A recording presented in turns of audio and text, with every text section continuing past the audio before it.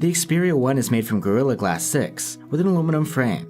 Unlike the curvy, shiny, and rather slippery form factor of last year's Sony's, this one reminds me of the straight and boxy designs of years past.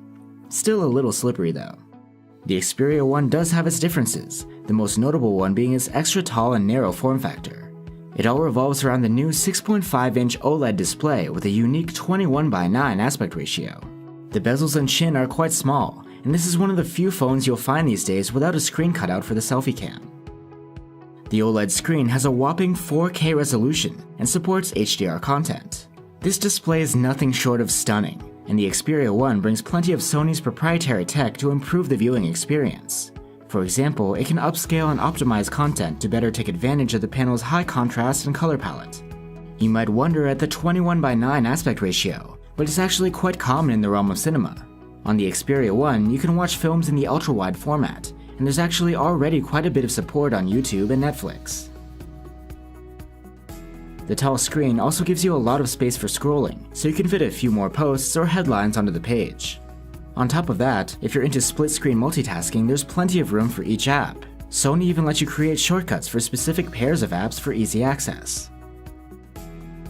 One-handed use isn't too bad. It's made a bit easier with the Side Sense function, which opens up a space for shortcuts if you double-tap the edge of the screen.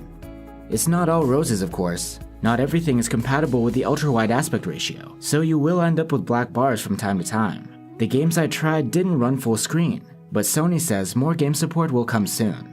But even with the bars, gaming feels great. With a top-of-the-line Snapdragon 855 chipset and 6 gigs of RAM, everything is blazing fast and smooth.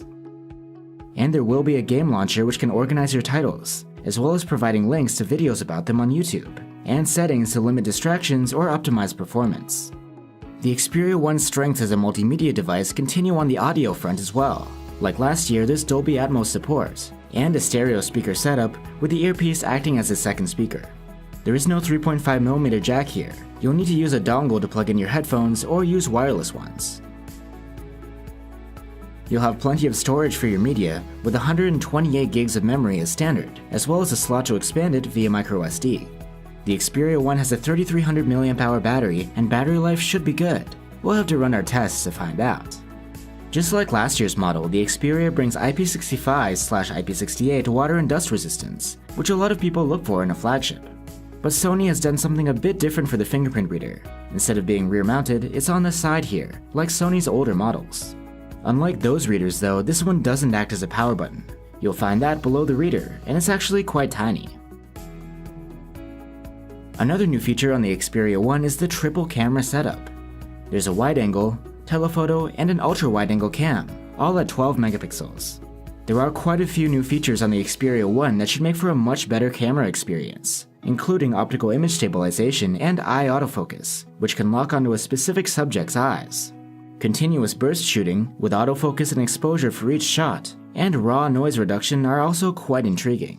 And you can record 4K HDR video at 21:9. There are plenty of recording and editing options available through the Cinema Pro feature. We'll have a lot more to say about the cameras in our full review.